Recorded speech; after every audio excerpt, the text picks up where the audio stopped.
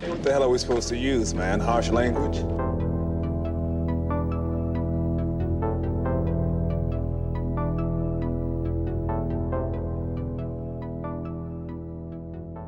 Hello, folks. Welcome back to the Harsh Language Podcast. This is episode 92, Marvin.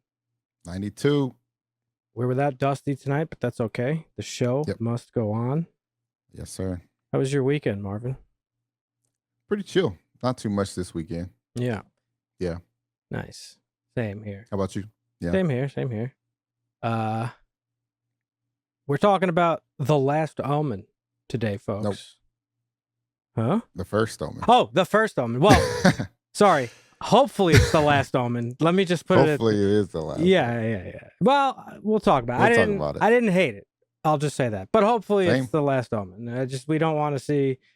My heart just like dropped into my asshole when you said no. I thought I watched the wrong movie. Imagine. We're actually talking about Bad Boys 8. Dude, I want to see Bad Boys, kind of. Apparently it's doing really well in the box office, and that was surprising to me. It is doing really well in the box office. Didn't do. Actually, that's not surprising. Furiosa, we talked about how much of a niche it is, and Bad Boys is like, everyone loves Bad Boys. That's like a typical, maybe not a blockbuster, but it definitely can get some seats. No, it is a blockbuster. I mean, listen, first of all, Bad Boys has been around for 30 years at this point. Yep. Right? So it's like, you see this a lot in like TikTok and stuff where it's like, oh, like early 2000 was 20 years ago. And it's like, oh, fuck. Like we're getting old. You know what I'm saying? Yeah. But the first Bad Boys was literally 30 years. It was 1995. So it's a franchise that has like, it stood the test of time. I'm not going to sit here and say all the Bad Boys movies are good. Honestly, I don't even remember. What are there? There's 3 so far. This is the 4th. This is the 4th, I think. Yeah. I'm pretty sure I've seen. Was the 3rd one the one where they're like raiding that like drug house? And they're like in the ducks and shit. That's the second one. That's the second one. That was in Florida. Like yeah. Florida. I don't know if they're all in Florida. I think they all might be in Florida, but yeah, that was the second one. Well, I don't know if I've seen the 3rd one. If I did, I don't remember it. But I do like the first 2. I do like the first 2. Yeah. Second one has one of my favorite scenes of all time, which we've talked about many times, which is the scene with the fucking kid where he comes in to take what's his name's daughter on a date. Oh yeah, Reggie. Yeah. That's like, I think that's one of the funniest scenes like ever in movies. It's just, it just has always struck me as funny. And I even used the line when I, talk shit to you. I'm like, you couple young Thundercats think you know it all. I think Bad Boys 2 is actually funnier than Bad Boys 1. Really? Yeah. I don't remember. Also, Bad Boys 2 has the scene where Martin's character, Marcus, I think, he accidentally takes ecstasy and he's like tripping in the bathroom, and that shit was hilarious. Well, I remember they're both action movies, but I remember the first one being more of an action movie. Yeah, that was more action than So the second one might have like went a little bit more in the comedy direction. Yeah, I think it did. But yeah, I mean, who the fuck is Reggie? Who the fuck is Reggie? I just got out and I ain't going back. That shit is so fucking good. I just watched Will Smith on Hot Ones. It was a pretty good interview. Oh, nice. They did not talk about the slap. I'm sure that was... I saw him talking about how he thinks his best movie, his best performance was... shit, I just had it. What's the one where he has his son is in it with him? Not the terrible one. Pursuit of Happiness. Yeah, Pursuit of Happiness. He said that's the best overall movie he's done in that interview. Yeah. I kind of feel bad for him. I don't know a lot about him. And I don't know really all the stuff that happened with Jada, but that slap that happened last year, I think what was like the culmination of like a lot of unnecessary public stuff between him and his wife. Yep. At like her doing it all. Like, again, I take a lot of stuff with a grain of salt because on the internet, it's either like fucking, incels like talking shit about women or like the complete Right. opposite. So I don't Yeah. know really what to believe, but from stuff that I did read that she like completely was like emasculating him like publicly and like all this shit and like Yeah. openly cheating on him. And it was like they had like a fucking They like talked about it on reality the show show, their about it. Yeah. Facebook show. Yeah. So I don't know. I kind of feel bad for him, but like, he's been a fucking seat filler for his whole career in terms of movies. So I'm really not surprised that Bad Boys is doing well. And that begs the question that we talk about pretty often these days is like, are theaters dead, or is it just people are just being more picky as to what they go see? And he actually was asked the question on the show. I think it was him. I watched like 4 Hot Ones episodes today, so I can't. They all kind of like blended together. Yeah. I think it was him, but the question was kind of like that, like, why do you think people like? He said that TV is so good nowadays that like when people are getting stuff that they could just see from the comfort of their own home, right? Yeah. Not even talking about how much it costs to go out to the movies or sometimes the danger it might pose. But like for most things, people would rather just like wait to see it at home. Like why would you know what I mean? Yep. So I don't know, but I'm not surprised Bad Boys is doing well because it's like, it's weird that it came out in June. I mean, I feel like it's like a summer blockbuster. Like that should have come out in like July, but who the fuck am I to say? That's true. Yeah. But yeah, I'll be interested to watch it when it does come out to streaming for sure. Yeah, me too. It's not one that I would go to see in theaters, so I don't know. Everybody's different. But you know what? They probably didn't want to compete with Deadpool. Now that I'm thinking about it, for like the summer blockbuster. Yeah, that's probably true. Who knows? A lot of times with these releases, like I don't know, man. And it'll be on streaming like tomorrow. Yeah, people are have ties, so they're like, "Hey, man, we got this slot. You probably shouldn't even release near this slot. It's not going to be good for you." Did you watch anything this weekend other than what we watched together the other day?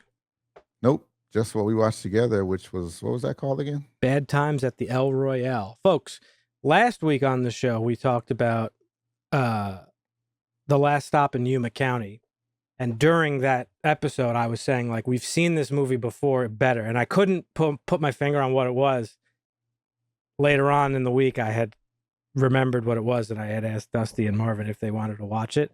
So we watched one of the first times all three of us watched a movie together in a long time. But we watched Bad Times at the El Royale. What'd you think about that briefly? I love that movie. Oh, that was great. Yeah, I love that movie. And you see what I mean, right? That like it's the same thing, but like done better. It was a little different though. It's a little different. It is. It is. It's not like the fucking diner in the middle of fucking nowhere. It's a little different. No, but the point being is you could do, I think, that thing, but also make it interesting and flesh people out. I just felt like in Yuma County, it was just like everybody just exists to get shot. This is basically what that felt like to me. Right. Where this is like everybody in this movie is like super interesting. And I get that, like, this is, you don't have to do that with everything, but like legitimately every character in this movie is super interesting right from the get-go because it's building that mystery. You know what I mean? Yeah. But yeah, so you liked it. Yep. It was great.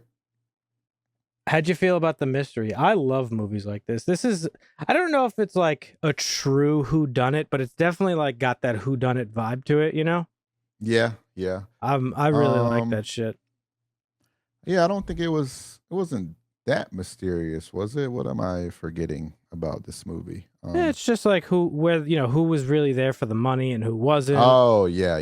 No, that was great. That progression of that was awesome. So basically saying that almost everyone, right? They weren't there for the money per se, but they were. And I love that she was the main character too. By the end of it, I think it was really great how because they flash back to her getting like reamed out by the producer guy. Yeah, and I think he's kind of like trying to get her to fuck him. Probably. It's kind of how it felt. He's just like, oh yeah, he's like, I could make you famous. You just got to say the word, otherwise you'll be. What does he say? Performing in like Reno or something. Mhm. And then by the end of the movie, we find out that she is performing She in is. Reno, meaning Yep. she said, "Fuck you, bitch. I don't give a fuck. I have Yeah. integrity." So I really Yep. like that. And then Yeah, it was good. she ended up getting the money anyway. So great movie. I'm glad you watched It was and good. liked it. Yeah. Yeah. I enjoyed that. I finished the Lord of the Rings trilogy with my friend. I had told you we've been watching that together. Oh yeah, nice. So Return of the King, we finished it, the whole 4-hour extended edition. Phew. Man, it's so good. A 4-hour movie? Yeah, but keep in mind, Fuck. it's not the first 4-hour movie I've watched multiple times, but it also 20 minutes of that is like credits. The credits are incredibly long. Yeah. So it's really not that bad. And honestly, okay. in those movies are so good, like you don't even feel it. So one day you will be watching them, Marvin. Don't you worry. Don't you worry. That's all I've watched this week. And I was gonna watch The Acolyte. The first 2 episodes dropped this week. Did you watch it? I didn't, but I want to for Boy, sure. there's some interesting conversations going around on the internet about it, as usual. Oh, really? There's people on TikTok that like I truly believe did not watch it. They're just like rage baiting for like clicks and shit. Probably. And you could tell because it's like some fucking like loud TikTok fucking nerd who like just never watched Star Wars, and he's like, "This is what they did to Star Wars." Like, dude, what do you do? Like, no, you're not. You've never watched Star Wars in your life. Shut up. Right. But it's getting the usual treatment of like it's fucking woke and Disney's ruining Star Wars and this, that, and the other thing. The hill that everybody's dying on is apparently there's a scene where they're like fixing some damage to the ship, Mm-hmm. and it's like actively flaming in space, which Okay. doesn't make sense because it's Yes. in the vacuum of space. And they're like, Disney's fucking killing Star Wars. Meanwhile, it's like one of like 40 different times in the Star Wars franchise we've seen like fire in space. Fire in space. Yeah. Like it's a fucking movie. It's a show, bro. Like get over it. If that's your hill to die on, be consistent. that's crazy. But other people are saying like, I don't like I've only seen I haven't seen any middle of the road like opinion on it, like where it's like it's not bad, it's okay. It's fucking terrible, it's woke, they had like one of the characters is trans, fuck this shit. I don't really know, I just gotta watch it for myself. I think I'm at the point where I'm just gonna tune myself out to the internet. Yeah, that's probably for the best. And because I was talking to a friend of mine today.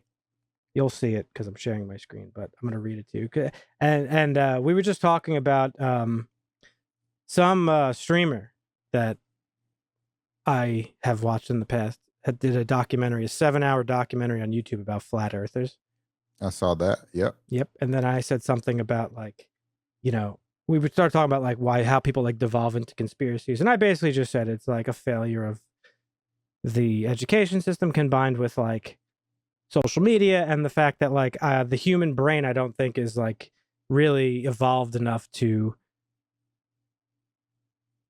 be able to deal with all the information all the time. You know what I mean? Yep. Like I just don't think we are. So we got to talking and he was spitting some facts at me and they were very surprising, and I promise I'm going somewhere with this. So he was saying the stats he gave me, the US ranks 125th in global literacy. More than 130 million Americans have a reading comprehension level below the 6th grade. Even optimistic projections put the average comprehension level to 7th or 8th grade. So basically, most of the adults in this country can process what they're reading as well as a 12 to 14-year-old, which is scary. Yeah. Now there is a organization that exists. It's called OECD. And it stands for the Organization for Economic Cooperation and Development. And it's essentially a organization of countries, US included, 38 countries in Europe, the Americas, and the Pacific. It helps the member countries formulate like economic and social policies. And the members of the organization represent 80% of world trade. So it's like the most important countries, basically. Yeah. Okay. We're one of 5 of OECD countries to cut education funding. Wow, that's terrible already. Yep. While we still spend 35% more per child in education. So let's repeat that. We're one of only 5 countries to cut funding, but we still spend 35% more per child than those other countries. Our 15-year-olds rank 31st out of 35 of those OECD countries in standardized tests. So it's not just an adult issue, because I had mentioned my family, because I had an argument with my uncle last night about whatever you could imagine we did, politics, right? And I had kind of said, like, it's like I said, I posed it earlier. I was like, it's not just boomers, like it's the education system. I was like, but they were born without the internet. We at least have a leg up in terms of like parsing information, because we grew up with the internet. We know what's bullshit and what's not, you know? Yep. All those fucking, you know, all the viruses I had to fucking dodge trying to download fucking songs on Napster and shit trained me, you know? So basically our teenagers are pretty much screwed before even starting high school. And those figures that I just rattled off were from 2019. So it's probably even worse now. Probably, yeah. So we can't even get our education system in the top 20% in the world. We're not even in the top half. We're actually barely above the bottom third. So then he sent me like a couple of other things, which are just like based off of that information, like documents from those grade levels. Yeah. And basically saying like the average adult couldn't even like comprehend those things that he's sending me, which it was actually pretty fucking hilarious. That's terrible. Yeah. All that to say, I think I have to just like tune out of the internet going forward, like social media. I'm finding it to be like very tiresome. Oh yeah. And it's not just it's like no matter what subject you're even like engaging in. Mm-hmm. If it's video games, it's either fucking crazy positive or crazy negative. If it's movies, either crazy positive, crazy negative. Politics, positive. There's like no nuance to anything anymore, and I don't know. It's just weird. I mean, it's because like the very positive or very negative things are the things that get upvoted. Mm-hmm. So that's what you're gonna see. It's incentivized. Yeah, it is. So engagement, farming, all this shit, like yeah. So for some schmuck who's never watched Star Wars before, he's to rage bait. He's like, you know, he's what's the word I'm looking for? He's like being trained to do that. He has no reason not to do that if he wants to be successful on a platform. You know what I mean? Yeah. So yeah, all that to say, I don't know whether or not The Acolyte is worth watching or not. I guess I just have to watch it for myself. I'm sure it's not going to be like Andor or anything like that. It didn't really ever look that good. It just looked okay to me. Yeah. I thought it was a little bit freaky when the one of the main actors said that he said that Anakin destroyed the Death Star, not Luke. So you never want to hear that from one of your cast members when they don't know even the most basic lore. Even who blew up the Death Star before you even watch the fucking movies. Like it's just like in the fucking zeitgeist. So yeah. Just know. Yeah, I don't know. So we'll see. But otherwise, I haven't really watched anything else. Yeah, I haven't either. I gotta get back into watching some. I mean, there's a lot of stuff to watch. I've been watching some like podcasts and just random shit. What kind of podcasts you watching? Music podcasts. You know Joe Budden? I know the name, but I've never listened. Yeah, he has he has a pretty big podcast. It's pretty enjoyable. Yeah. What do they talk about? Music and stuff? Music, some current events, some little movie reviews, a little bit of everything, really. Mostly music stuff, music related. My favorite podcast hasn't been on since before the strikes, unfortunately. It's the Always Sunny podcast. Oh my God! I just had a thought about a terrible movie what that I saw him in. What's his name? The from Always the guy, Sunny? yeah. Rob McElhenney? Charlie Day. Oh. Charlie Day. He was in a terrible movie with Ice Cube. I think it was called. The one where he's like Ice Cube's his bully or something in school. Yeah, it was so bad. It was like on Tubi or something. Yeah. It was terrible. Speaking of music. Yeah. Why is there a Pharrell Williams Lego movie coming out? I don't know. Are you aware of that? I've heard of it, yeah. Is he I know that Kendrick like Lamar is voicing himself in that movie. Is so he that's that cool. big of a figure that he's getting Pharrell is huge, yeah. I mean, I know he's huge, but like big enough to get a fucking Lego movie? I don't why I don't even know what the movie is about. I'm assuming it's music related. I think it's a biopic. Oh, okay. Yeah, I mean he's a legend. So is that just like a quirky way of doing a biopic? Like he was approached to do a biopic and he was like, "Well, I want it to be a Lego movie then." Is that what that is?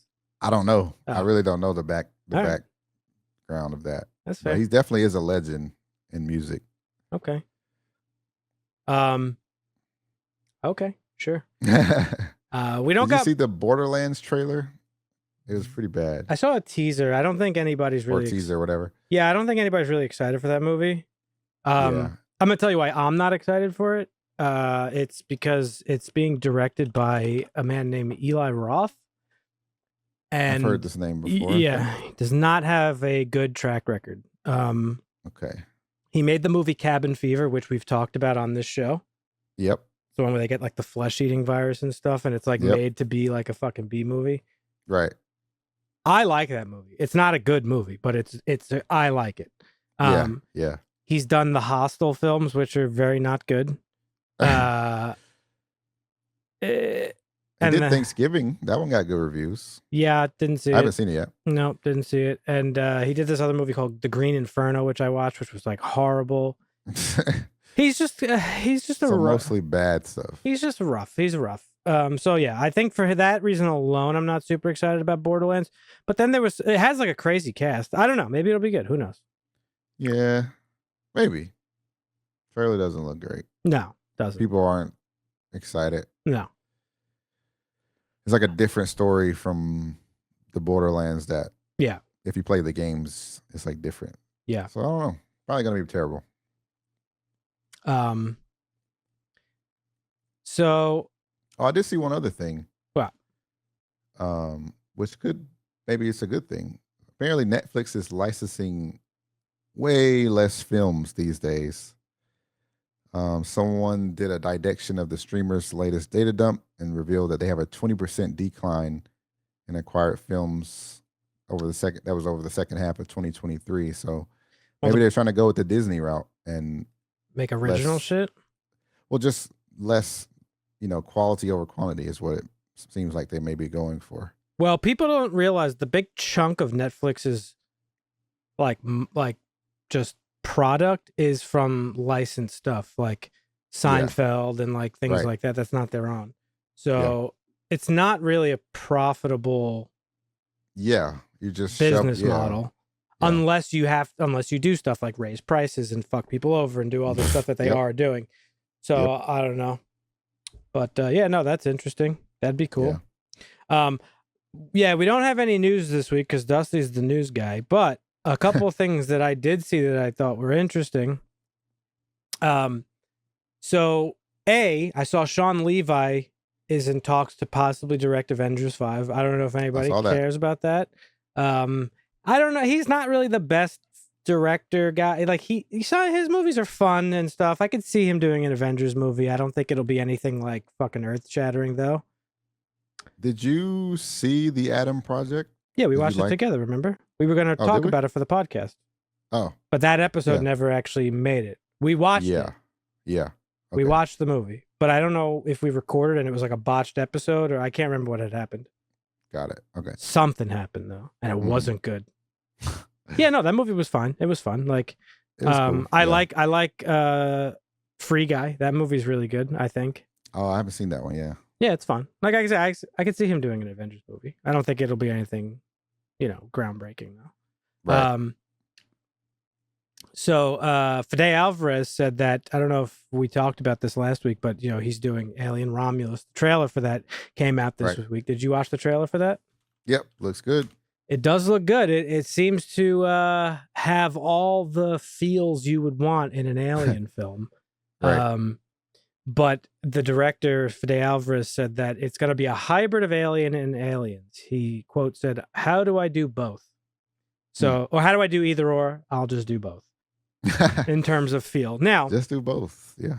For the uninitiated, Alien, by and large, is considered one of the best sci-fi horror movies of all time. And it's very much that. It's like a character-driven, like very moody and atmospheric horror movie. Aliens is like an action movie. Right. It's some more. Yeah. So they are two very different feeling movies. Right. So this should be interesting. I hope it's good. But again, we arrive back at where we started the conversation when I misspoke and said The Last Omen. Another franchise like this. Yep. This Hollywood need to just suck the life out of every fucking franchise there is. Like I don't understand it. Like truly, I don't. Because, okay. Like, on a surface level, I get it. You take a big name movie, like Beverly Hills Cop, for instance. Yep. One of the most famous comedies of all time. Hey, folks, we're making a new one 30 fucking years later, 40 years later. On, like, the surface level, that's that on paper, that's like cha-ching, that's like easy money. Everybody's going to go fucking see that. And that's what happened for many years. Mm-hmm. But we're not at a point where that is profitable anymore. It's so much shit to do now. That's the thing. It's like a big, because you got to think about, it's not even just about the accessibility of movies. It's just everything. Like you're fighting fucking Spotify where you got millions of albums at your fingertips. All these video games you're fighting, TikTok, podcasts, YouTube videos. Like people aren't just going to go see something just because it was good before. No. They just aren't. And especially so because I think the general moviegoer is at a point where they're like, well, these sequels and requels and prequels are never good. Really. Yeah. They're just like, I think we're trained now to know that they are just cheap and not so good attempts at making a profit. And it's weird that Hollywood hasn't actually caught up to that yet. Yeah. The fucking people sitting in a board meeting who are writing these fucking movies or coming up with these ideas have not caught up to the fact that, like, oh, wait, this isn't working anymore. I made the joke on the show a couple weeks ago, like, it's weird that they try to remake movies that were already good when there's plenty of bad movies that you could try to remake and make them good. Right. Like, it doesn't make any sense to me. I'm all for that, yeah. So I think it's also like when you think about families going to movies, it's either one or two things, right? Like the kids want to go see the movie, right? Or maybe the parents want to go see the movie, but I don't know if kids are really that interested in going to see movies anymore because of just what I said before. There's so much else that is grabbing their attention. Yeah, the current youths are trained on a very different type of media. They're short form, like quick consumption, dopamine hits. Yes, for sure. Yeah. But we're seeing movies start to be like geared in that direction a little bit. I said that about Talk to Me, the movie we watched a couple months back. It felt like a movie for like TikTok people. So did Saltburn. Yeah. But and I'm not saying like you can't make a fucking sequel to a movie. Sequels aren't anything new, but like, I mean, Jesus, let's pick and choose a little bit. For instance, Beetlejuice. Like, Tim Burton has been pretty outspoken about the fact that, like, never wanting to make a sequel. And the reason for it is because he felt like it would have just cheapened the original. He didn't have a story to tell. Now he does. Right. Now he has a story that he feels is worth telling, and he's telling it. Yep. Just do that. And I bet you Beetlejuice is going to make a lot of money. And I bet you it's going to be good. Yeah. Maybe it won't. I think it's going to be good. I don't know if it'll make a lot of money. Maybe it won't make a lot of money. But I think it will be good. So it's like, I'm not saying don't make sequels. But like, man, it's just everything is to milk. Yeah. What were we talking about that I even piggybacked off of? Was it, what was it? Aliens. Oh, Alien. Yeah. So it's like, I was watching a podcast of this dude I watch, Dave McRae. He's like a horror movie guy on YouTube. Does great content. If you like horror movies, folks, go check him out. He built his channel talking about Halloween, but he talked about the Romulus trailer, and he's got like a very he's also in the movie industry. In fact, Marvin, he made a tribute film or fan film. I think it's considered a tribute film. It's how they skirt certain rules and stuff, I think. Yeah. But he did a sequel to Black Christmas, which we made you watch back around the holidays. It's called It's Me, Billy. It's really good. And now he has a sequel to that coming out, which is pretty cool. Oh, wow. But anyhow, he's in the film industry. He's also a voice actor. But he has like a very level-headed approach to it. He says it all the time. He's like, do I want another Halloween film? No. But as a fan of the series, like, I'm going to go see it on day one. Like, you bet your ass I'll be there as a fan. Did I like the Rob Zombie films? No, but I'll go watch them because you're a fan of the thing. Same with Alien. He was talking about Aliens in the same way. He's like, is it going to be as good as Alien 1 and 2? Probably not. Do we need another Alien movie? No. I'll go see it as a fan. So it's like, I just feel like, I don't know. It's just too much with the fucking sequels. It's crazy. It is, yeah. And I love them. I like, believe me, all I want is to watch the things that I love over and over and over again. But like, you know, you after a while, like, you have nothing to tell. Yeah. So that's my dusty segue into the movie we're here to talk about today. And that's The First Omen, which got very hyped. I heard nothing but good things about this movie. In fact, so much that I was surprised. I didn't even know this movie existed when it came out. So that's like another whole problem. There's like no marketing in movies anymore. I don't know what. Or it's like, I don't understand. Yeah. I don't know what the deal is. All I knew was that 2 horror movies were coming out that were like religious horror movies, Immaculate and The First Omen. And I was so disinterested, I didn't even connect the fact that this is The First Omen, like a prequel to the Omen franchise. Right. Yeah. So real quick, talking about the marketing thing, is it because we're like, everyone's using ad blockers? So we're not even seeing the potential marketing? All right. That's a very fair point. That's a fair point. Maybe. I never thought about it, but I think it could be something like that. And I don't watch TV, so I don't see fair. Yeah, no, commercials really. That's totally fair point. That's fair. The only place I've seen trailers for movies is in the theaters a lot of the time. Yeah. And I don't do that much. Okay, that's fair. And you don't go to so fair point. Yeah. So yeah, this movie got like a lot of fucking hype. I had heard it was like really good. It's a really good prequel, and this is a prequel to The Omen with Gregory Peck, which we made you watch a couple weeks ago for the first time, and I think if I remember correctly, you really liked it, right? Fantastic. I think I gave it a 10. 10? I don't remember that. Is it 9 or 10? Yeah, you did like it. I remember that.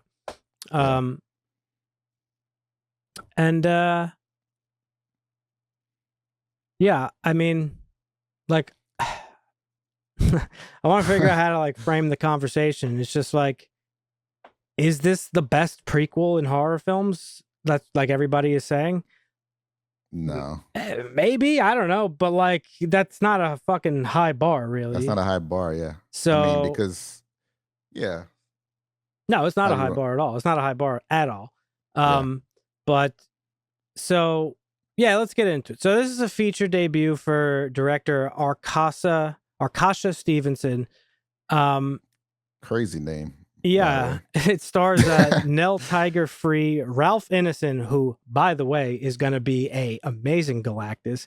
That dude's voice is fucking so that's sick. the guy with the deeper voice, right? Yeah, that was Father Brennan, yeah. Yeah. We got Sônia Braga, Charles Dance, Bill Nighy. Like, this is a fucking pretty sick cast in this movie. Yep. And the Game of Thrones guy. Yes, that's Charles Dance. What's his name? Yeah. And this is the story of a young American woman who's sent to Rome to begin a life of service to the church as a nun, but she encounters a darkness that causes her to question her faith and uncovers a terrifying conspiracy that hopes to bring about the birth of evil incarnate. Boom. The Antichrist. Dun, dun, dun. Yeah. So, characters. Father Brennan, if you remember, he is the character from the original who was warning Gregory Peck that his son was the Antichrist. He's the one that got impaled at the end, towards the end of the film. That's Father Brennan. And in this movie, we meet him very early on, and he is basically like interrogating this other priest about an occult conspiracy that he thinks is going on, and he receives a photo of a baby with the name Skiana written on it, and that priest that he's talking to gets fucking his head split open by a fucking pipe that's falling from the roof. What a great cold open that was. That was pretty sick. That was pretty good. What are you doing? Taking notes over there? Or you need a second? I'm good. Okay. And this fucking guy,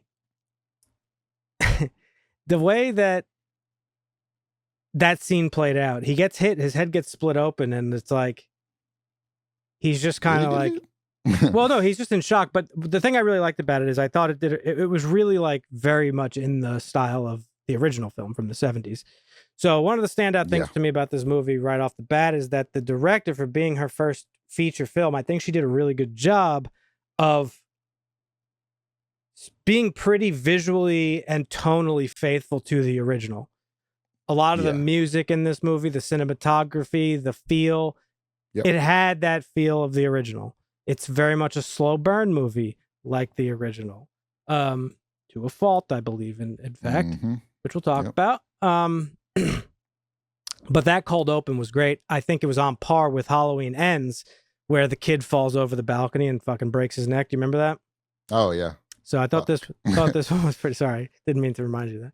But I thought this one was pretty good.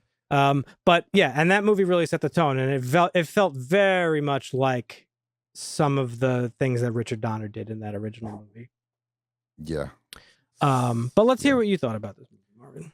Yeah, I was just gonna say first, it set the tone, but then sadly there was no real follow-up along the same vein for me.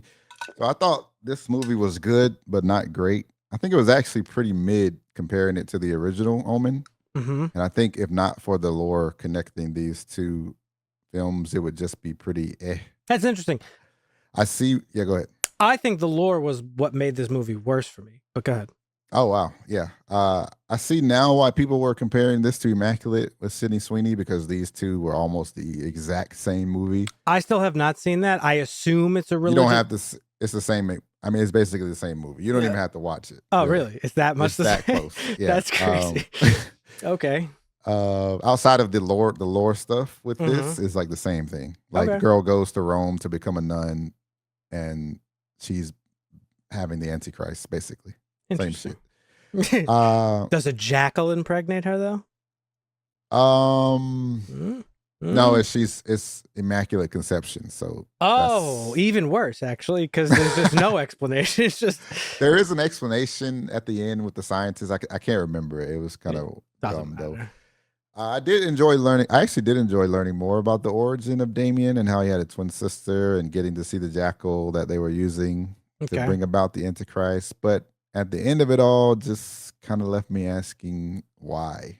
Yeah. Why did we need a prequel story when the original did such a great job introducing us to this plot about the Antichrist and giving us quite a bit of backstory already?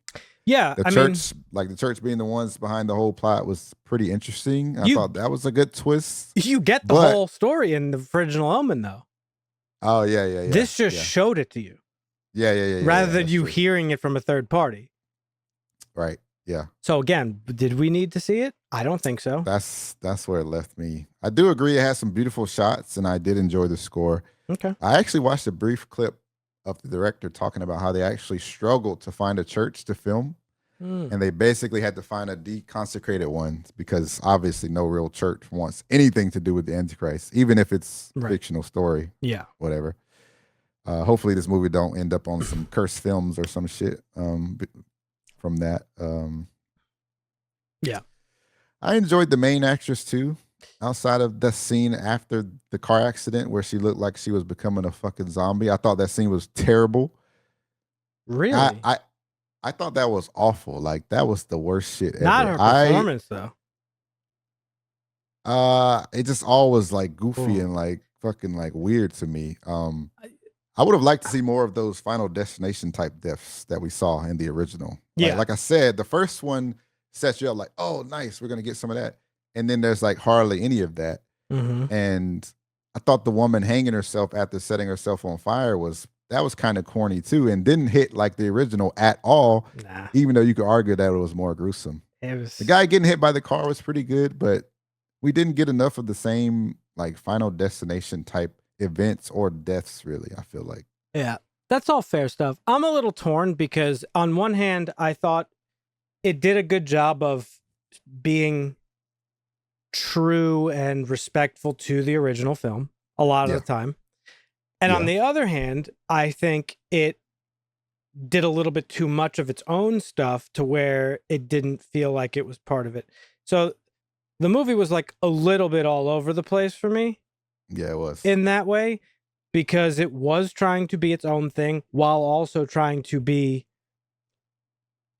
part of the other thing.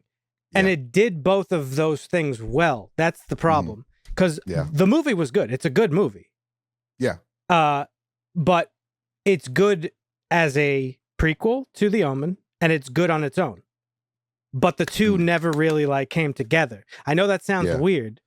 Like I said earlier, I argue against the good on its own thing. I think it would have been pretty just mid without being connected to the First Omen. Well, yes, if it was just exactly the same thing without the Omen stuff, for sure. But I'm saying it had the bones to be like a pretty cool, like religious horror, like a new Antichrist being born movie to add to the canon of religious horror subgenre, right? I agree, yeah. And it was an effective movie in terms of like the tone. It was like, it was creepy, but not in like a horror movie way. It was creepy because we're at this fucking commune where a little girl is being like fucking separated from everybody else because she's bad. And it's like, bad. It wasn't the horror elements of this movie that were creepy. It was like the normal, this is how fucking communes behave type of stuff. Yeah. And then you got like the like the generic like liberal fucking uprising thing that was like going on, which I thought was kind of funny. Right. But yeah, so where I thought the movie slipped was the fact that it needed to be a prequel to The Omen. Like while I think it did some of that stuff well, there's a point in the movie where it completely lost me and I was like, all right, that's it. And that was when Father Brennan started to like give her all this exposition towards the end, and he's like, they believe he needs to mate with his own spawn to conceive the Antichrist. And that's when everything fell off the rails. And I was just like, what? Like, how does that even make sense? Because how does that make sense? Yeah. So essentially, it was a couple of things like that where. Well, hold up. Go ahead. So essentially, throughout this movie, you're being told, like you're being groomed to believe that it's this other girl, this child at this whatever the fuck it is. She's the one. She's the fucking one who's going to birth the Antichrist. We're taught as an audience to believe that she is the mother of the Antichrist, and she's weird, and there's these visions, and like all this shit is going on. And it's not until the end of the movie that there's the twist, the big reveal is that dun dun dun, it's been Margaret, our main character, the whole time, who is going to birth the Antichrist. We also learn that there have been, what was it, like 7 or 10 attempts at 7. I think it was 7 or 8. Yeah. Now this is where it fucking lost me. Okay. Because I thought the two churches like whole thing was interesting. I thought it was cool. Like Father Brennan explains, you have one church, normal, which is the one that like is, excuse me, my mouth is dry. Got one of those tickles.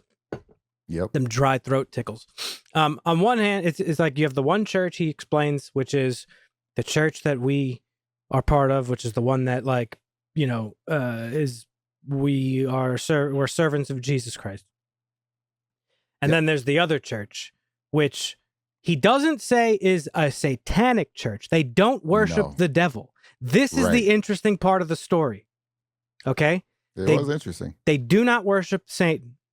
What they are a more old school type of church. They believe in, like, they don't, it's not, I'm not gonna say believe, but they're cool with, like, raping and, like, maybe a little bit of pillaging. They're like Old Testament church Crusaders. Crusaders. Yeah. They're not like, they're not cool. They're the part of the church. They want the power. They're not, well, yeah. What he says. Essentially, yes.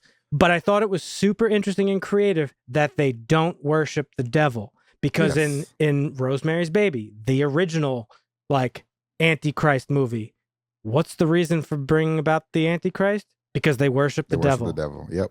And that's how it was in the original Omen. Right? That's what you think. You're left to assume, because they don't give you more than that. It's like, oh, hey, this is the Antichrist. Yep. You're going to raise him because you're a powerful man. That's all you get. So this, I thought, is why, as a prequel, it's interesting and did well, because it added to the lore. It's like, wow, that's cool. I thought, because like you said, originally my mind was also leaning towards the church. And what the church being infiltrated by Satan worshippers or something. Yes. But so this was definitely a shocker. But it turns out the reason that they're doing it is because they're afraid of secularism, because of the goddamn liberals in the 70s. They're starting to branch out and not believe in what the church believes in. So who gives a fuck about Jesus? We not worried about Jesus. Yeah, we got fucking better things to worry about. Popping fucking shrooms and shit. Yeah, exactly. Listening to fucking Hendrix. So the church, in its fear of losing power, turns to the Antichrist, saying, like, we need to bring the Antichrist so that we fucking scare people back to the church. What an interesting... That was the best thing about the entire movie. Awesome, interesting plot point that is very quickly ruined when they fucking have to talk about all the mechanics of bringing about the Antichrist. Because they should have just left it at that. Okay? I thought it was going to be a Rottweiler. Well, in Rosemary's Baby, it was the devil who fucks her, right? And impregnates her. In this, it was the jackal, which you, I guess, assume is like the physical manifestation of the devil or whatever. Right. Like a demon. Yep. But why would he have to fuck himself? That made it has to be disgusting. No, he has to fuck his offspring, which means this is where the plot just completely goes off the rails for me, and I'm like, I can't separate my brain from it. I understand in movies like this, you have to you have to put those things aside. We tell Dusty about it all the time. Oh yeah. But man, I can't put this one aside. It makes no sense. So basically, they had 7 children that were... honestly, I don't even know. I'm confused. I don't know if they were meant to be mothers to the Antichrist or if they were meant to be the Antichrist themselves. The children... So, because Brennan... the children were supposed... So it goes like this. You have to have first a woman that's from the jackal. Right. Right? Mm-hmm. So the first one has to be a normal functioning adult or a woman. A woman to bear a child, yeah. Yes. And then the second one would be the actual Antichrist would be Damien. The boy. No, I understand that. But why'd they go through 7? That's where I wasn't clear. Because they were all deformed and like they wouldn't be able to bear children because they were all like super deformed or like. And some of them were males, I guess. Some of them probably were males. That's what I thought. But even still, makes no sense. Because so the jackal has to have, so what, who, like, where are the other women that gave birth to these? Why? Like, it doesn't make any sense. Right. Yeah. I see what you're saying. Yeah. It makes Why can't he just try again? It just doesn't make sense. If I'm the devil, okay, and I have sex with a woman. Yes. Who births my child. Why is that child not the Antichrist right then and there? Just off the rip. Why do I then have to have sex? It just had to be gross. With the child that I had. It doesn't make any sense. It doesn't. It just had to be more gross. Like, oh fuck. But they He's don't fucking even his own kid too. But the thing that really bothered me about it is that it was like a 1 second explanation.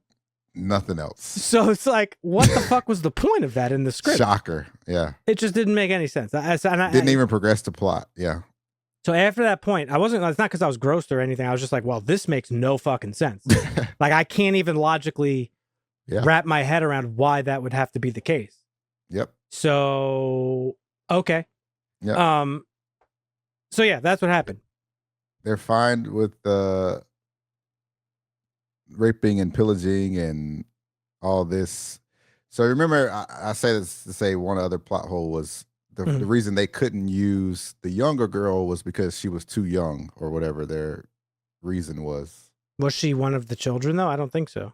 She was. She had the mark. Oh, right. Yeah, she was one of the new ones. So like, I was like, so they're fine with all this, but they're like weird about because she's too young. It was just like, okay, that's whatever. At the end, another eye-rolling moment for me. If Father Brennan knew there was a twin sister and thinks they are important, why wasn't this alluded to at all in the original? That was just like a setup for like another movie or something. Like they're gonna battle each other. Like one's gonna be a Republican, the other one's gonna be a Democrat. Like what the fuck is going on? In the sequel, it's gonna come out. It's gonna be fucking Trump and Hillary are gonna be the two fucking kids. Yeah, that's it. But the other thing that also was bizarre, not bizarre, is just not what I expected. I thought we were gonna get a lot of like Father Brennan backstory. Yeah, because Father Brennan is the linchpin of the original. Like he's the one that drives the plot forward. He's the one that warns Gregory Peck about what's going on. He's the one that's like constantly trying to warn him. He's been racked for years about this. Like we see, he's got Bible fucking pages in his apartment. Oh yeah, yep. But what's the other thing we learn about Father Brennan? He also has the mark of the beast in. That's right. In the Omen. Which means Nothing explained there. Which means he was one of the people, part of the fucking conspiracy to begin with. Yep. We learned none of that. He's a hero from the beginning. Yeah. Well, no, he's from the beginning of the movie. Just like we don't learn anything about him. He's just, the movie opens with him like being like, oh hey, there's this thing going on. But he was part of it. Yes. Like, was he not, or am I just mistaken? No, he was. He had to have been if he had the mark. Yeah. Because they say it in the original Omen. He had the mark. The photographer says he has a birthmark. Yep. Here's his biography on the Omen Wiki.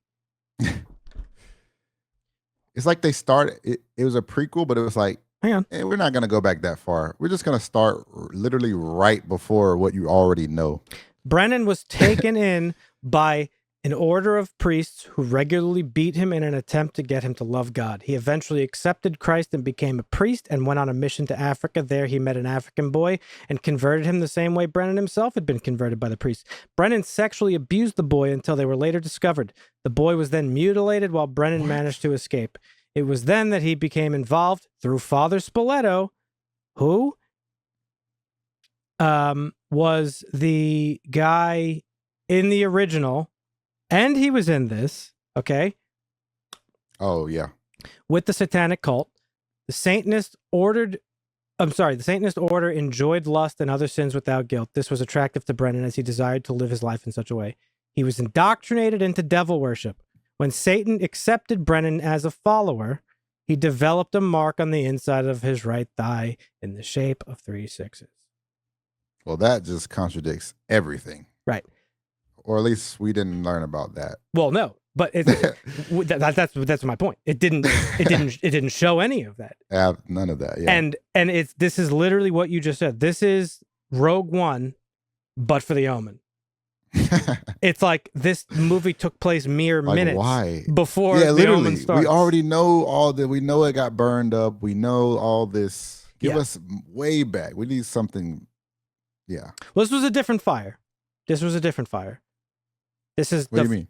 So the orphanage that she was at, where she gave birth, was set on fire. This is not the same fire from the first Omen at the orphanage, at the hospital where his baby was. That's right. miscarried or whatever. That's right. Different Okay. fires. So they just set everything on fire, these people. Everything. Burn everything. But where it does contradict itself is the first movie, while it's vague about it, they are Satanists. Right. That much was clear. That was, yeah. They're not Satanists in this. Nope. They're not doing it because they worship the devil. They're doing it because they are afraid of secularism. At least that's how I took it. Brennan literally says they still are part. They're part of the church. Yeah. They're okay with like fucked up shit, like their Old I Testament think that's people. interesting because then you could say if they're okay with fucked up shit for the sake of power, then they're probably okay with having actual Satanists in their ranks Probably, yeah. to achieve the same goal. Totally, yeah. So that's interesting, I think. But yeah, I mean, ultimately, like, I don't know. I just don't know why this movie had to exist. That's it. It had a few good things, but nothing that made me think, wow, we really needed this prequel to bring everything full circle. Because here's just a little bit more Brennan lore. Brennan was then chosen by Spoleto to help arrange the rape of a jackal in order to conceive the Antichrist.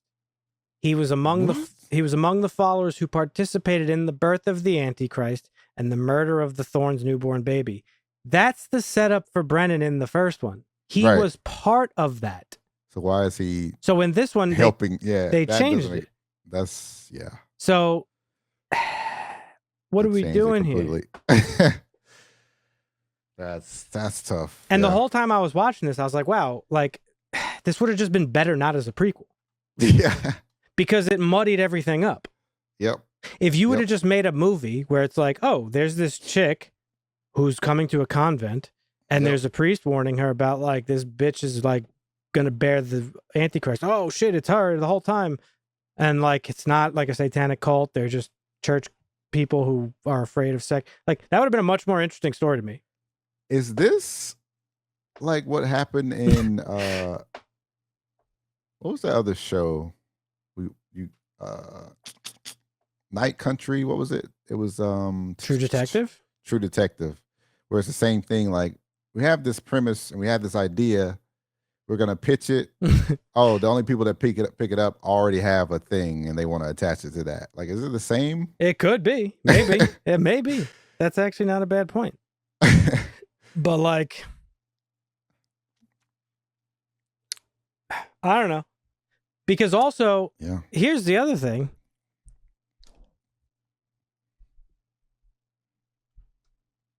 So, Brennan doesn't meet Robert Thorne, Gregory Peck, until 5 years after the fact.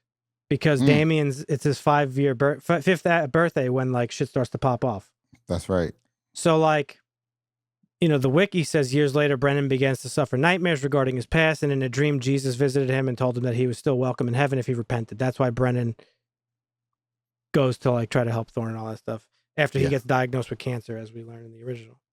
Yeah. But like, this movie just decided to like, nah, he's not part of any of this stuff. He's just the good guy the whole time. Right. Unless you and I are mistaken and missed something. Nah. They ignored. He wasn't even in it enough for us to miss anything with him. He's in like 4 scenes, really. Yeah. So we're not mistaken, right? Like they just fucked everything up, basically. There's no way you and I both are wrong about this. Like that's just what happened. Yeah. So yeah, and I don't know. So I don't know. And like the name Skiana, like each baby was named Skiana. Like why? It's like that's like the code name. Fucking. It's the code name, but you know where it's based off of in what? The original Omen, when Gregory Peck and the photographer are unearthing the graves, it says Maria Skiana.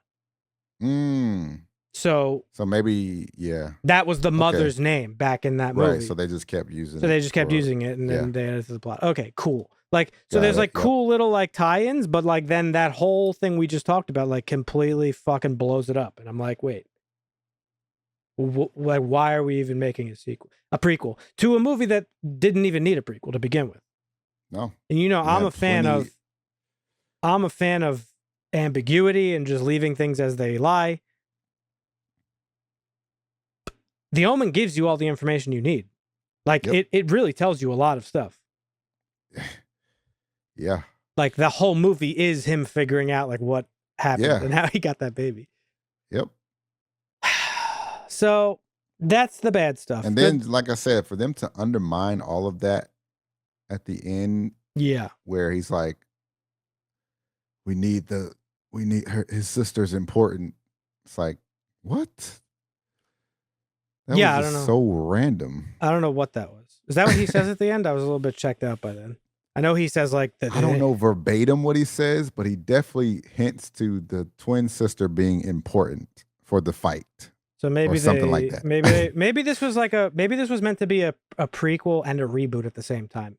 Yeah, they just changed. Yeah, like I don't know, because just so they could do more movies. I don't really remember the Omen sequels other than that they're really bad. But I don't remember a sister being involved. So I don't know. Yeah. Yeah. In fact, Jesus himself defeats Damien in the last sequel. And I'm not even joking you. Fuck. So yeah. So story-wise, I'm not a fan. I don't think the movie needed to exist. However, there was a lot of good stuff in this movie. Some good stuff. I thought the cinematography was great. I thought the tone of the movie was great. I thought the score was great. The acting was unbelievable. I'm so surprised that you thought that scene was bad. I don't know if you mean from an acting perspective, but I thought she fucking crushed this movie. She was great. No, I said she was great. I just didn't like that scene. No, the scene was goofy as fuck, but her performance in the scene I thought was great. Oh, okay. Yeah. I agree. It was visceral. Like she's she's orgasmic, but in pain at the same time. And it was like, very crazy. That was that jackal coming out of her. Yeah, hell yeah. She is part jackal. Which is also probably why she licked the guy like she did in the fucking club. I didn't even think of that. Animal instincts. I don't know. I didn't even think of that. So yeah, the whole cast I thought was great. Yep. For sure. I thought the kills were pretty cool. You start off with that really cool, like very like original Omen-esque kill. They get progressively less like there's parts of this movie where it's like it feels like it's a 70s movie, especially the pace of it feels very like 70s horror, but the later kills were definitely more like sort of modern horror-ish, I think. Yeah. Especially the dude who got hit by the car. That was a cool scene though. I like that one. That was an interesting little reveal. It was cool. I think all the deaths were like creative and cool, with the exception of the callback one that was just for absolutely no reason. The like almost exactly beat for beat, like woman standing on a balcony. Except that's what I'm saying. Like, why? And she says it's all for you, and then sets she herself didn't even on fire. say it right. No, she didn't say it right. Like that was terrible. Then she sets herself on fire, and then she hangs herself. So it's like what? Like that. It's like you did extra, and it didn't even hit nearly as hard as the original. Yeah, like why did you do all that? They tried to like take it up a notch, but it didn't really work out. Why? It's like dude. Yeah. So the visuals were great, like showing all those drawings and all that shit. Yeah, it was spooky as fuck. That's what I said. Really like creepy. On its own, if you separate it from the Omen, it's like a pretty solid like story. I thought. I think it's better than Immaculate. I'll say that. Well, I think the movie was a little too slow and long at times. It felt a little, it dragged on a little bit. You could definitely shave off like 30 minutes of this movie, like for sure. Yeah, you could. But I mean, I don't know. It's just I was hoping to see some Rottweilers. That would have been a good little. I think that's what the jackal was supposed to be. Which is interesting, because when they unearth the graves in the original one, it's the bones of a jackal. That's true. And his baby, like the actual baby. So okay, yeah. And then I don't know. The baby. I guess Rottweilers were maybe just easier to do in the 70s. I guess maybe jackals. I guess I think they were supposed to be jackals back then. I don't really know. It's just right. This is just one of those movies where it's like, wow, it could have been like really fucking good, and it just wasn't for a couple of the reasons that we talked about, mostly for the fact that it decided to be a prequel to The Omen. Like, I don't right. Yeah. like, had it just not done that, yeah, it would have been a way better movie. In my opinion. that's true. I'm like, yeah, they could have did all their little. They could have done everything. Everything. You set didn't up at the end where it's like a prequel or for a sequel. listen. You could have done every single thing they did in this movie, save for naming him Father Brennan and Right. the other guy Damien. being Father Spoleto. You could have just changed the names, those two names, and you could have had the same exact movie. Yeah, that's actually true. And it would have Damn. been a way better movie. Yeah.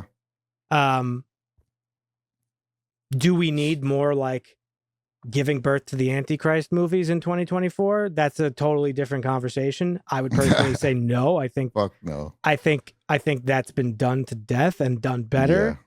So, Oh yeah. you know, but if you're going to do it, I don't see why it had to be an Omen movie. And it's not even like, here's the other thing too. The other part we haven't even mentioned.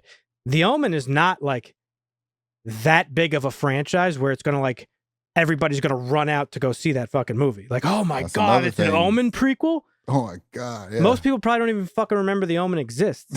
exactly. And yeah. it's not that, like, I don't want to say popular. It's like, it's respected in the horror community, but it's not like one of those fucking movies that everybody. It's not like, Halloween. It's not Halloween. It's not fucking Rosemary's Freddy, Baby. It's not Nightmare on Elm Nightmare. Street. So it's like, it's one of these movies that's like an outlier in the horror genre.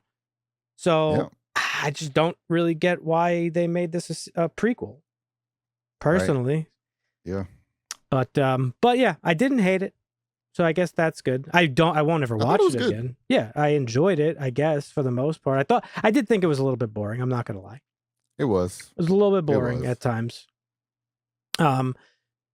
But yeah, that's because, like, you could say The Omen is boring, the first one, Sure. and you'd be not wrong. But it's building this tension throughout the whole movie. This didn't really quite, but the tension's there, but it didn't No. quite hit the same at the end. Yeah. I mean, it's hard to do. I feel like it's hard to do that. Oh, with it the is. sequel It's- too, it's because hard. we already know what the fuck's going on and what's happening. It's So hard you to gotta do stick a something landing. different. You Yeah. gotta do like it's gotta be something different. Yeah. It's hard to stick a landing regardless, but like you just said, But that's another thing. I knew, like, the whole time I'm watching this, I'm like, well, I know the outcome. Yeah. So that's hard for me, yeah. really. Mhm. And it's one of the reasons why I love Rogue One so much, is because despite knowing how that movie ends, basically, I was still like fully invested. That's not easy to do. That's true. You Yeah. know, like that's not easy. So I think that was a big thing during this. I do think it was a little bit slow. Yeah. I think they had to give us more of the younger girl so that we would be invested in which of them is actually gonna birth the Antichrist. Like the Well- reveal happened and it was a shock, but it wasn't like, oh, it was kind of like, oh, okay. I think they did enough with the character development. I agree with you. The little girl I would have liked to know more about, but I think they did Yeah. a good enough job with Margaret to where it was kind of effective, where you find out the twist. However, that was marred by the fact that I was completely caught up in the like mechanics of how this works with like, well, he had to give birth to you so then he could have sex with you to then give birth to the Antichrist. Yep. It was such an arbitrary piece of like lore that made no fucking sense, and just I wish I could interview one of the writers and just be like, what was the purpose of you adding this? Yeah. Because it did nothing. It only Just extra layer. it like, actually why? made me like your movie less because I Yeah. spent the remainder of the film trying to figure out like why that would be a thing. why. Yeah. So I don't know. Maybe that's just a me thing, but it felt very weird. Yep. But yeah, anything else you want to say about it before we wrap it up? No. Few good things. Definitely had a few good things. It was good. I just think did not need it just didn't need to be a prequel. Nah. Like you said. I think this is the definition of mid, in my opinion. Yeah. Um, Agreed. it has a 6.8 on IMDb. I think I'm sorry, 6.5. So I'm gonna drop it down. I gotta give it a 5. It's just middle, Damn. it's just mid. It's just middle of the road. Straight up mid. It is, yeah. Yeah. I I'll probably give it a 6. Okay. It's a 6 for me. That's fair. That's fair. Because I don't think it was mid. It was just good, not great. I will say I do appreciate that this movie was very tonally similar to horror movies of the 70s. Like it's about tone and mood and pacing is what makes the movie not scary. This was not a scary movie by any stretch, but tense enough. Mm-hmm. Yeah. And it did not rely on jump scares. There was what, like 3 jump scares in this? Right. Yeah. So I appreciate that. One of which I saw coming a million miles away, and that's like when she fucking hangs her clothes up in the beginning earlier in the movie. Oh, yeah. First of all, it's like, why are you hanging up your fucking clothes like a full ass human being on the wall? That alone is scary. Like if you just gotta look at that shit in the night, like fuck all what that. the hell, dude? You knew that shit was coming to life like that. So, and that's again part of my criticism is like, I don't know, this movie was like all over the place. Like sometimes you feel 70s, sometimes it feels very modern, sometimes you're like in Omen land, and then sometimes you're doing its own thing. So that's why I gotta give it a 5. But I feel you. I will say it was a good directorial debut. Oh yes. So yeah. Arkasha Stevenson is somebody to look out for, I guess, in the future. And this main actress, Nell Tiger, I thought she was fucking unbelievable. So she was great. I will be more than happy to watch something else with her in the future. Yep, same. But yeah, so that's gonna do it for us, folks. The first and hopefully last Omen. Right. Let us know in the comments. Yeah, but it's just let it go. Mm-hmm. That I gotta repeat it one more time. This would have been a better movie if it wasn't an Omen movie. Like that's like, so have the balls to make your own thing. It's okay. Yeah. So maybe it wasn't their choice. Like I said, if they're pitching the movie, someone's like, "Hey, yeah, we'll do it, but let's definitely make not it." Their choice. This movie has 3 writers. We'll do your movie, but hey, we're gonna make it a prequel. And they're just like, "Oh well, okay." Yeah, that's probably what happened. I don't know. Let's see. We could read about it. Let's see. Production. Let's see. Production. In April 2016, a prequel to The Omen was announced to be in the works. 20th Century Fox.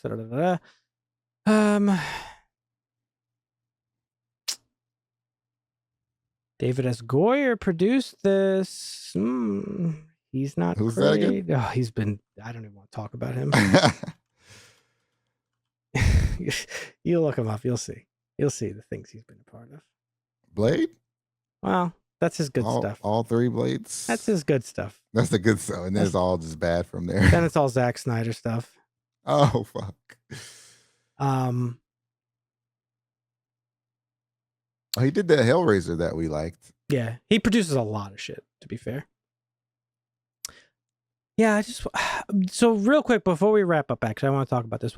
So I also think what hurt this movie, which is kind of silly, and I hate that this is the case, but I think it was a little bit overhyped, to be honest. Oh, for sure. People are just because we wanted to watch it because we were like, oh wow, this is getting crazy reviews. That's like wild. Why do you think that is? Because here we are yet again with another movie that we don't feel is living up to the hype that it has gotten, which seems to be the case with everything we have watched in the last like 2 months. Why do you think that is with this movie? Like, what do you think? I think I have an answer, but I want to hear what you think. Maybe the marketing dollars are going to pump reviews. That is for sure happening. But aside from that, because it has good, like, audience scores. That's true. I don't know. I think why is the audience? I think so good? I think because now I think this is just specifically horror movies, right? Horror movies nowadays are a very specific thing, right? Yeah, and it's very like jump scary. Like they're all pretty much cookie cutter like movies. Jump scare here every 15 minutes is a jump scare.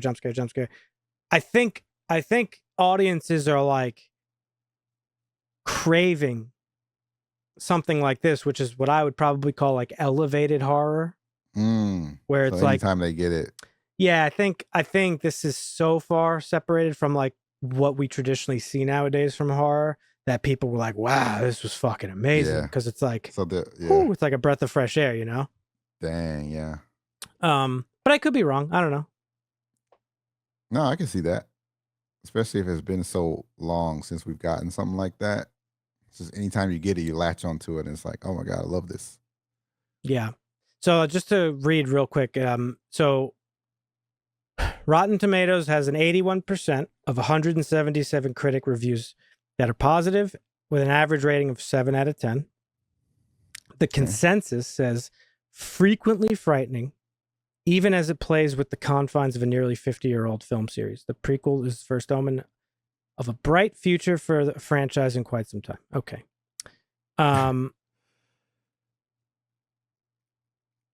We have a quote here. Throughout the film, Stevenson slides easily between earthly delights and disgusts, wedding them together through viscera and audacious aesthetics. In the First Omen, Stevenson atomizes all the darkness and the light within ourselves. So that's not an audience review, I tell you that. Right. But the thing that I did want to read that's interesting here, quote, Wall Street Journal, the First Omen may have a noble predecessor in one of the scariest films of the 70s, but it has little to distinguish it from the last 665 mediocre horror features I've seen. So that's fair, though. Oh, God. Right? Yeah.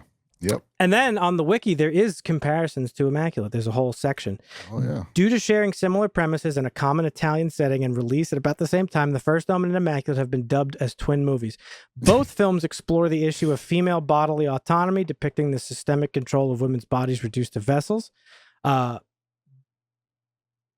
Somebody from Vulture wondered, quote, why should anyone be surprised that suddenly in the wake of the Supreme Court's overturning of Roe v. Wade, as state after state attempts to enact religious laws depriving women of bodily agency, America is getting horror movies about people forced into monstrous births by religious institutions worried about their growing irrelevance. Oh, wow. So that's interesting. That's interesting. Yeah. That's interesting. Damn. But yeah, I just wanted to go over that because, I mean, you know, listen, maybe it's not a cash grab. Like, I'm sure people writing these things, like, creatively aren't going for the cash grab. It's the studios that are going for the cash grab, right? Yeah, so yep. You might be right. These people might have approached the studio or sold their script, not a spec script. They might have sold a script or whatever, and the studio who bought it was like, hey, this might fit into a franchise we already have. Want to make that movie? And they're like, you know, okay, fine. Yeah. And then this is what you get. But that's fine. That's what you get. I've seen worse. For sure. But let us know what you think, folks, in the comments. The First Omen. Did you like it? Did you hate it? Am I fucking stupid? Let me know. Leave a comment. Leave a like on the video. That helps us out tremendously with the powerful algorithm. And hey, Marvin, tell you what. Did you know? I don't know if you knew this. Did you know that most of our viewers are not subscribed to the channel? Oh, I've heard such things. Yeah. So, folks, listen, if you're returning, hit the subscribe button. Just do it. You keep coming back anyway. Even if this is your first time here, consider subscribing as well. So Make it official. Yeah, we'll be happy to have you. We do this once a week, and we'll be back next week, and we'll catch you then. Thanks for watching. See ya.